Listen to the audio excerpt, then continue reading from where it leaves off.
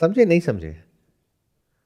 आपका क्वेश्चन ये था जिसमें इंप्लाइड था कि अगर इतनी सारी जो चीजें आपने करी उसमें से कहीं एक जगह पे आपको सक्सेस मिल जाती तो आप इतना आगे नहीं बढ़ पाते लाइफ में।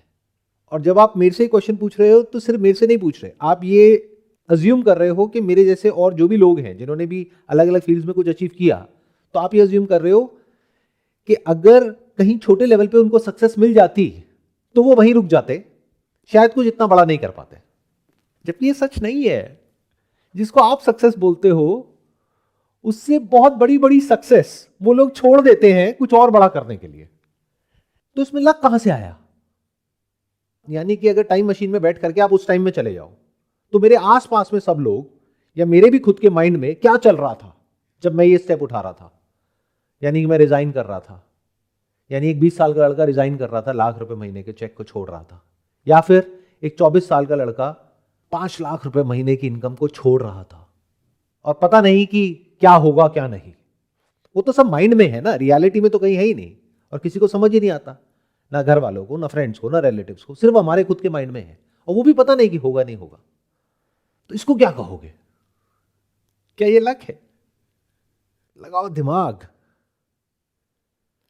यानी कि उस वक्त मैंने अपने अच्छे लक को छोड़ा, गुड लक को छोड़ा, अगर आप उसको लक मानते भी हो तो।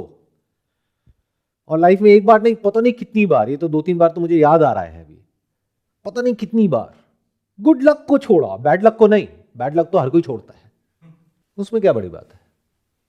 तो आप लक किसको कह रहे हो?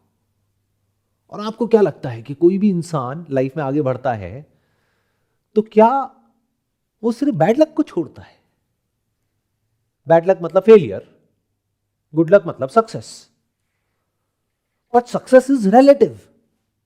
आपके स्टैंड पॉइंट से सक्सेस का मतलब कुछ और है, उस इंसान के स्टैंड पॉइंट से सक्सेस का मतलब कुछ और है, और दुनिया की नजर से कुछ और है। तो मैं ये नहीं कह रहा कि लक कोई रोल प्ले नहीं करता है, एक बहुत बड़ा रोल प्ले करता है, लेकिन वैसे नहीं जैसे आप सोच रहे हो। डेस्टिनी का एक रोल है बट वैसे नहीं जैसे आप लोग सोचते हो। और जब तक आपको समझ नहीं आएगा कि लक क्या है, डेस्टिनी क्या है, उसको चेंज कैसे करोगे, उसको कंट्रोल कैसे करोगे?